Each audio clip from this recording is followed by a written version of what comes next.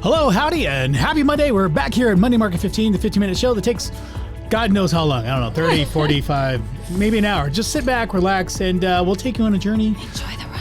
And journey of this particular individual. This particular individual is Miss Ashley Millier. Oh, I'm sorry, Perkins. Sorry, I'm getting ready. Hello, Miss Perkins. Hello, everyone. You took a little bit too much to swallow there. Have you ever been in that situation where you just had a little bit too much to swallow? There has been a moment or two. I mean, I did choke earlier. Yeah, she was choking earlier. It was a little spicy. But for reasons we will not disclose on this show, because we're here to talk about the housing market. Well, we still go out. We still go out to lunch. We still spend our money in this economy. Yeah. Well, we were doing that for lunch today. So we had a lunch meeting, and we really didn't get anything done, which is why we don't know what we're bringing to the show today. But we're going to be talking about housing in some level, I do believe. As usual. As usual. So we're kind of shotgunning it today. We have some things prepared, and we have some things not prepared. Because I think the overall sentiment is that we keep hearing the same news. Keep hearing the same boring shit. As F. You know, there's really, like, housing moves at a snail's pace. And, you know, and it gets exciting, and people put spins on things as far as housing goes, and it's just like, wow. You know, like I think the most exciting news these last, maybe month is that buyers have pulled out of the market, and it's going crazy. That's exciting. And that's what I'm saying. To my point, that's what I'm getting at. It's like the housing market moves at a snail's pace, that the most exciting news is that people have stopped really kind of buying. Well, one of the intriguing things is this morning, my newly 16-year-old, who just turned 16 last Sunday, we're sitting on the couch, and I'm reading Robert's text messages about, the economy. And, we always like to collaborate in the mornings and chat, which is kind of funny that sometimes we go in and we don't even know what we're talking about because there's so much noise. And he goes, Mom, we're going into a recession. I'm like, who the hell told you that? This kid doesn't watch the news, but he watches TikTok. Social media is telling us all these things. They're trying to vilify what's happening in our economy, and they're brainwashing everyone. Well, not to get too conspiratorial, do you believe in what you've been told, or like the news? No, I believe what I see. Yeah. And what I see is, obviously, this is the most lame example I could possibly think of. Milk. We go through a lot of it, having boys. Yeah. Milk has increased in price. Bread has increased in price. You can no longer get $1 soda pop at McDonald's. The dollar menu is really no longer the dollar menu. So we're watching all these big box stores show us where our economy is going. So are you referring to this article that we're... Maybe. Let me bring it up here. So we didn't plan it all, but we kind of planned. So this article I shared with Ashley this weekend about the economy and the way things are changing a little bit, and the concerns that people have. And if they're pulling back in one area of the market, they're pulling back in basically everything, which would include housing. Well, but could be to our advantage. So now we have these stores like Walmart, Costco. We can even throw Target in there, although I refuse to step foot in that store. Yeah. But now we're noticing there's a little bit of this cool competition. So like Costco will have a TV on sale for, let's call it $6.99. And the same TV will be at Walmart for $689.99. And I feel like we're like in this like battle watching these big stores go against each other. Is it still overpriced a little bit?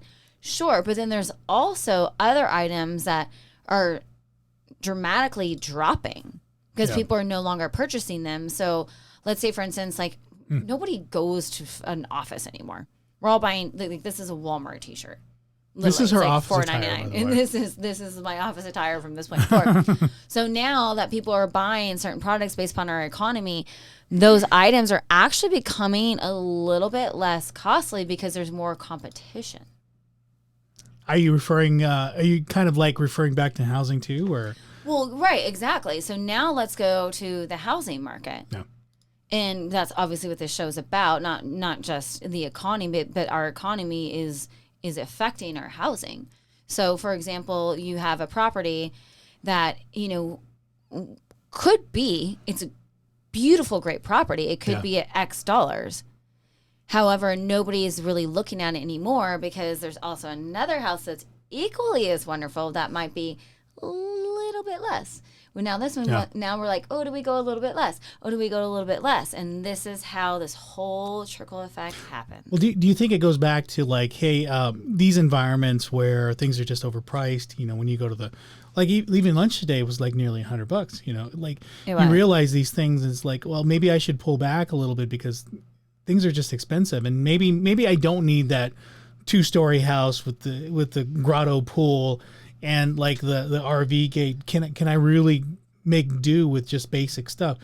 3 bedrooms and 2 baths. I mean, that's pretty common, house that people look for. Can I make do with that versus the exaggerated, like that big entry with the big foyer and the big staircase? Can I forego all that and just live in a basic house because everything else is just too expensive? It's intriguing you asked that because at lunch we did discuss this where my husband's business, he's a welder, and he retired from the Air Force and then opened his own company right during a quote unquote recession. Yeah. And a lot of the people that are coming out here, because what we said last week was there's like 300 plus a day, and they're buying these properties and they want to change certain things like new lanais or porches or foyers or whatever you want to call them, entries. And once they realize the cost of it, all of a sudden they're like, whoa, and they're pulling back. Yeah. Which is affecting us. And so it's very interesting. Like, it kind of goes on the same lines of what I told my kids the other day. I'm such an asshole mom. I go, sorry. But I'm like, we have a show. I go, at this rate, we're going to be eating freaking Top Ramen, but even Top Ramen went from 15 cents to 25 cents. Well, it's such a weird space, when the American dream is selling a dream, not so much living it, right? Yeah. We buy into this idea. A lot of our economy is based on discretionary income. You don't need a new TV every 2 years. You don't need a new car every other year. We sell this dream that you need to constantly be on bigger, better, newer. And then when things fall short of that, it's like, well, we're not selling that dream anymore. So people are going back to those basic ideas and fundamentals of like living life. Like, I just need to put food on the table because everything else is too damn expensive. The American dream is too expensive. Yes and no. I'm going to be combative on this because combat me. With the whole vehicle thing, yes, people do like a new vehicle every year, but how gratifying is it that, like, for instance, one of my boys' vehicles is almost paid off? Yeah. It's a pretty satisfying feeling. Yeah. And knowing that. Did you buy it 2 years ago? So he's 17 now, bought it right before he turned 16. And there's only, I think, maybe $4,000 left on it to pay it off because we've been overpaying it. And there's something truly rewarding about that. Could we trade it in and upgrade and get something fancier? Sure. No, but that's what I mean is like companies sell you on the fact that you need to buy a new car. Right. Like once you buy a car, it's like, oh, holy shit, the new model is coming out in 3 months. Mm-hmm. Oh, why didn't I wait for that? Oh, and then all of a sudden you start obsessing about the 2023 model when you just bought the 2022 model. Right. You know what I mean? Well, but that's our economy. That's how we're based on. How many credit card offers have you gotten more recently? You're approved for this. You're approved for that. I'm like, how am I approved? Oh, that's for different reasons. No. But what I'm saying is like now a lot of these companies, what they're doing is they're stretching. They need us to use our credit cards. Like, so we have, as of this year was $71 billion since 2008 have been used in credit cards. Yeah. That's huge. It's freaking huge. Well, the banks want us to borrow more because our whole economy is based on debt. It's not based on making money. No. It's buying debt off of debt off of debt. When we buy a home, we really don't buy it. We buy a mortgage. Right. And so over 30 years we pay that off. Bless you. That was a cough. Oh, whatever. But our whole economy is based on debt and turning that wheel further and further along. When we sell a house, we make money off the equity, but somebody else buys it with other debt. Mm-hmm. So we're constantly extending ourselves to the point where, are we ever going to pay each other off? Well, I certainly hope so. That's my. No, it's not how our economy is based on. It's not. I mean, this is the highest inflation we've had since, some articles would say 1981. Some articles would say 1992. This is legit the highest inflation. But have you noticed lately how gas prices they've slowly dropped? I went to a gas station in Phoenix, so right by Chase Field. Gas station. Downtown. $3.99 a gallon. Shut the front door. I need gas believe right now. If I hadn't filled up just before I got there, I would have filled up there. Yeah. So Circle K, like on 7th Avenue, right before the ballpark. But do they have diesel? I don't know. Because that has not dropped. I don't have a diesel, so I don't know. But no, there's a Circle K there that for $3.99. Swear to God. Well, I feel like now there's a Circle K in every corner. And they're all like, they're 1 cent cheaper here, 1 cent cheaper there, 1 cent cheaper here. And it's like they're in competition with each other. And this is what I really love is with our economy and in houses, again, going back to what I was saying before, is like, okay, I'm going to drop to this price. Well, I'm going to drop to this price. Eventually, we're going to keep dropping, which is good for buying milk and buying bread and gas, but it's not necessarily good for us people who love to have equity in our house and or buying. I apologize, selling. So there is going to be a significant pullback, and there already is. I think people are feeling it. So, we came on today's show really with no direct message. It's just the things are the way they are. With selling and buying in this market is very obscure, and I think everybody's hesitant and scared about what move to make because they're scared about recessions. They're scared about like this article, the one we were talking about just a few seconds ago. Some of the biggest America's biggest companies are flashing warning signs in the economy. Mm-hmm. When you have Walmart and Target and McDonald's, who historically have lower value, at lower prices. No, they say great value. It's like is it a great Walmart value? is called Great Value. That's their brand. Yeah, well, yeah, but have you eaten at McDonald's lately? Dude, I ate at McDonald's. French fries and apple pies do not go well with your heart, but that's a whole other thing. Unless you have a little time. Unless you got like 20 kids and you got to feed them all, but for $2. Well, you can't anymore. That's the point. Is you can't. Oh. And what I think is so intriguing is AT&T was one of the other ones that was in the article. AT&T is now experiencing more and more late payments on that. But what are people doing? They're just leaving the bill. They're moving on and they're opening up with T-Mobile. Yeah. Or they're opening up with all these different things because they're like, we're done with you. So now what are they forced to do? Eat the debt, if it's really considered a debt, because how much does it actually cost them? And then they're lowering their prices. And it's just, you're constantly seeing this. So it's like, I'm always laughing on the show because it's like, it's a freaking game. Yeah. And watching it and researching it and studying it the way that you and I do, it's very different than the people that are experiencing it who don't pay as much attention. They just feel it. Yeah. And housing is part of that game too. And where we're at with, purchasing and selling, I think at the end of the day, you really have to kind of take a back step and see where you're at. If you have the inclination to sell a house, there's usually some sort of aggravating factor, like a divorce or, something pushing you to sell. But, I get that question all the time. Is it the right time to buy? Is it the right time to sell? Is it the right time for you? Is really what the question is. And a lot of people are uncertain. They don't know. Like right now, you can still sell at a high cost or a high rate, and still make a significant amount of money. But that door is closing pretty fast. Let me pull up our supply rate. So our supply right now, let me get my face out of there. So our supply right now is at 2.5 months, and look how sharply between. Let's see. Yesterday was yesterday. What day was that? Last week it was 2.4. So since April, we've shot up nearly 2 months supply. So what is it? April, May, June, July. So 3 months. So 3 months we've increased our supply, and I believe, and I want to say that this is normal supply. This is a normal supply increase. Is it the time of year? Because like last week I was pointing out, like every one of these dips in supply is a June, July dip. But when you have kind of an inverted like supply from historics, like every dip, like I said, has been June, July timeframe. When you go from that to this, I don't know where this market's going. None of us do.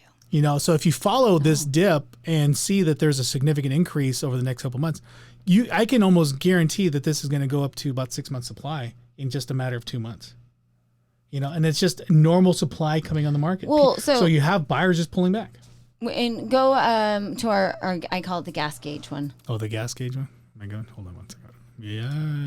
And the reason why I like this is because this could be so I grew up in a household where you look at your gas gauges.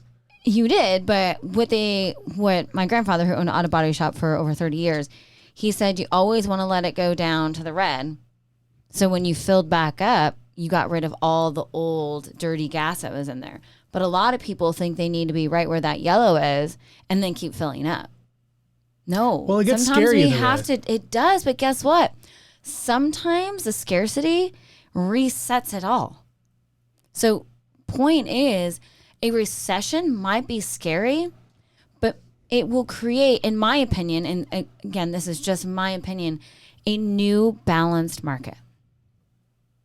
Yeah, we just don't want it to go into the red too deeply.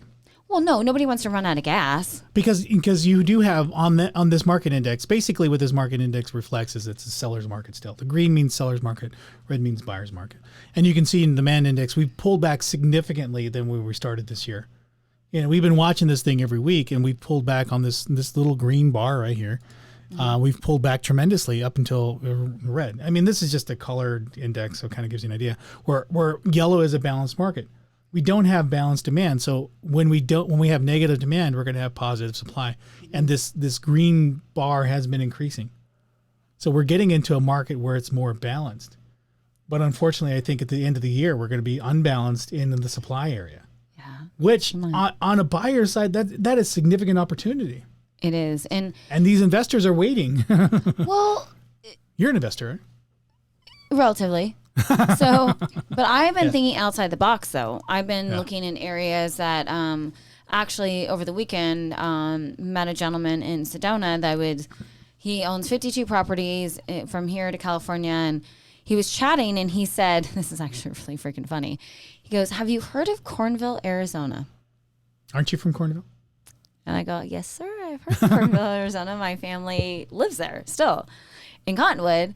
And he's like, really? Never met anybody from Cornville. I'm like, well, I was born at the hospital in the valley. But, I spent most of my smallhood before grade school in Cornville. And there's so many great opportunities. So as I can't say that I'm an investor, but I'm diligently researching and doing things to make sure I'm educated. So if you are a buyer, think of yourself as an investor. Start doing the recon. Start doing the research. You don't need that beautiful foyer. Start thinking, gosh, so cliche, outside of the box. But there are so many opportunities that are out there. Instead of, we'll go back to the shopping thing. Instead of shopping at Walmart, maybe we shop at Food City. Or maybe we shop at... they do have cheaper jalapenos there. Oh, man, they have the best carne. They have such good food. So, Mexicans go there. I'm sure you know. I know about that personally. But there's different... Not for any reason here. There's different ways we can take what's happening in our economy and take advantage of it right now. It's pretty awesome. Well, that's the point. So right now I have 3 buyers. Credit-wise, they are almost there. They're in the low 600s. And, given the environment we're in, I would say November, December is the time to pounce as a buyer. November, December historically are the slowest months of the year, along with July. But November, December are the best months to go house shopping. There's not as much inventory, but you can see, based on just July inventory, by the time we get to November, December, there's going to be so much to choose from. And so many more opportunities to with price decreases, asking for those home warranties, asking for closing costs. I mean, there's going to be tremendous opportunity because sellers are still holding on to those higher prices. That thought that they're going to sell for $200,000 more than they're supposed to. But right now there is opportunity, and you can either be scared of the moment and be frustrated, or you can think of the opportunity that's coming. Be patient and be diligent. I bought my house in October, and I had that discussion with Violet. I'm like, we should be, considering. She's like, well, with what money? I'm like, well, we need to save. Right. What are we doing buying more staircases? And Ashley's working on our staircase. She's working on our staircase right now. But this is kind of a lame, it's not a lame example, but the example would be, for instance, shopping at Hobby Lobby. And I absolutely love decorating my house based upon the season. So spring, fall, winter, all of this. Because you're a mom. You're one of those. You're one of those moms. I am that mom. But right now, I know that spring is 66% off, and I know on Saturday it's going to change to probably 75% off. So there's things I want. So So can I tell you, Ashley is a savvy shopper. So if you want to know the inside trades of couponing or discounts, she is totally all over it. So if you message her, or if you want the latest news of whatever, Hobby Lobby or Michael's or even Walmart sales are going on, she's the one. I can do that, but you have to do the reason why I bring this up in the capacity that I do is to explain that I'm not always going to get what I want when I want it. But as long as I'm patient enough and I pay enough attention, are you one of those girls? I'm going to get what I want. And it might not be perfect. Sometimes the things on sale might be a little bit broken, or I may not be able to use them until next season. But it's being very strategic and having the right real estate agent to educate you on, is this the move we should make now? Doing the recon, pulling up last week there's a property in my neighborhood. The gal, my neighbor, she had cancer and she passed away. And her house is paid off. I'm not going to tell you where I live because I don't want any of you investors to swoop in and get it. But she's also a real estate agent, and we were chatting, and she's like, you'll be the first one that I let know once we clear the whole house out. I paid attention. I watched. And I asked questions. And then I had Robert, who's an amazing agent, do a little recon in the neighborhood and tell me hey, this is what this looks like. This is what this looks like versus what the news says or what I research on Zillow or Redfin or I don't know, what are the other ones? Zillow, Redfin are the big ones. Those are all the articles I send you. I send her business, Phoenix Business Journal, all these other things too. So, but those, when you are relying on resources like a Zillow or something like that, and you don't have an agent that you can talk to and say, hey, by the way, there's this thing in my neighborhood, Robert might not get the commission on that. Well, in this case, let's just say this is a real scenario. Yeah. He gave me the information. Now I know how to go back to the daughter, to my neighbor who passed away, and be able to negotiate it properly. Is Robert going to make his 3% commission on it? No, but he educated me. And now he's going to build a relationship with the agent because now that agent isn't going to have to pay the 3%. I mean, there's so many different ways to, it's malleable as long as we are diligent and we pay attention. Absolutely. So WTF. There's just, that just goes to show there's a lot of opportunity out there. And if you keep your eyes and ears open and not get caught up in the fodder. I mean, like this article today too. I sent this over to Ashley earlier this weekend, where there's concern that there's going to be a major recession, and the two towns that made this list, the top two are in Phoenix and Tucson. There is a concern that there's going to be a 72% pullback or 72% rate and pullback in Phoenix, and Tucson was the number 10 right there, 70% chance or something. We can't be presumptuous by any means. We really have to. I know it's in my mind. I know what I want to say. It's all those chicken wings talking. My hot wings. No, but what I mean, there's so much opportunity out there if you keep your eyes and ears open and don't do anything rash. I mean, if your mindset is investment, if your mindset is long term, right now is the opportunity just to pull back. I pulled back, luckily, in a lot of my stocks at the beginning of the year, knowing that there was going to be some change in the market. And half of me was lucky, half of me wasn't, because I only pulled out 4 out of the 10 stocks I had. I want to talk about this. I know stocks are horrible right now. I'm down on the rest of the ones I do have. Do you have a tissue? Like 50 to 60%, but I was at least smart enough, or at least maybe even lucky enough to pull those out and have that discretionary money. I'm going to continue to pay down debt, and I'm going to continue, not financial advice, by the way. I'm going to continue to pay down debt, and then I'm going to try to save as much money as I can, because I believe there's going to be tremendous opportunity at the beginning of next year. It's going to be pretty awesome. It's buying season. I feel that so we are a little past mid-year, right? So we're going into August. We only have a few more months left, but if we just reel back in, and we really, Christmas, I know people, their credit cards, don't do it. Don't do it. It's going to drop your credit score, and then everything's going to change. But just reel back a little bit and truly think what is, and then this is not like a New Year's resolution, like pep talk. It's mid-year's resolution. What do you want for 2023? What do you want? And how are you going to get there?